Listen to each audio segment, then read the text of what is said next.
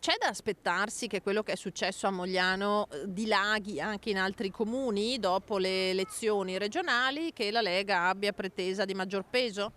Ma assolutamente no, quello che è emerso in questi giorni a Mogliano Veneto è una questione prettamente moglianese e le segreterie di Lega e di Fratelli d'Italia a livello provinciale ma anche di Forza Italia, che hanno comunque un rapporto di dialogo assolutamente costante e costruttivo e trasparente. Se ci sono degli elementi di tensione andranno comunque ad affrontarli al momento opportuno. Il caso Mogliano resterà nei confini comunali, lo assicura il numero uno provinciale della Lega dopo la scossa arrivata nelle ultime ore con la nota del segretario cittadino Carlo Albanese, una richiesta di più spazio nella giunta guidata dal meloniano Davide Bortolato dopo il risultato schiacciante del Carroccio sugli alleati alle regionali. Iniziativa personale di Albanese, sottolinea Coin, per fugare i sospetti che quella nota fosse stata avvallata dal provinciale.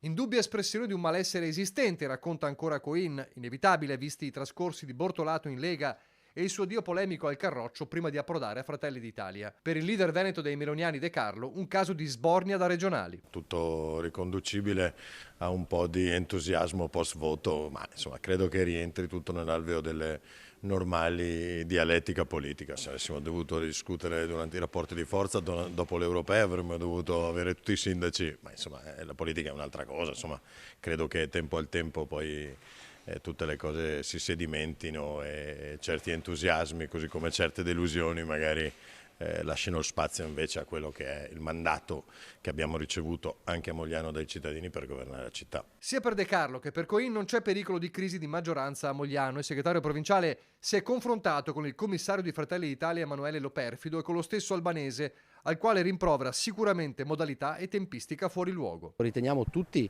i componenti di centrodestra, del segretario di centrodestra, che questo non sia il momento per affrontare una problematica che comunque di fatto di squilibrio esiste, ma con la giunta regionale in via di definizione e con altri equilibri da trovare, ad esempio anche nel rinnovo della prossima provincia, dell'ente provincia, insomma ci sia del tempo per poterle affrontare. Si è aspettato fino ad ora, aspettare qualche altra settimana non credo sia assolutamente un problema. Già, perché le partite tra Lega e Fratelli d'Italia non sono finite con le regionali.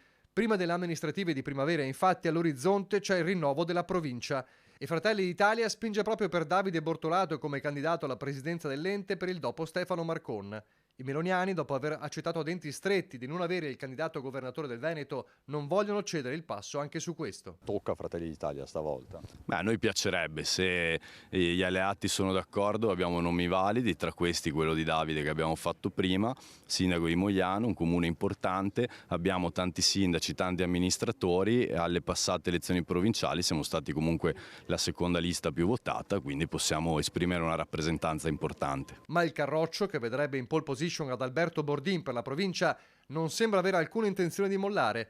La partita a scacchi è appena cominciata. Il presidente della provincia viene eletto dai sindaci e dai consiglieri comunali, in proporzione anche del comune di appartenenza. Non mi sembra che rispetto alle settimane passate siano cambiati dei numeri, per cui io credo che si possa andare avanti in continuità con l'amministrazione attuale.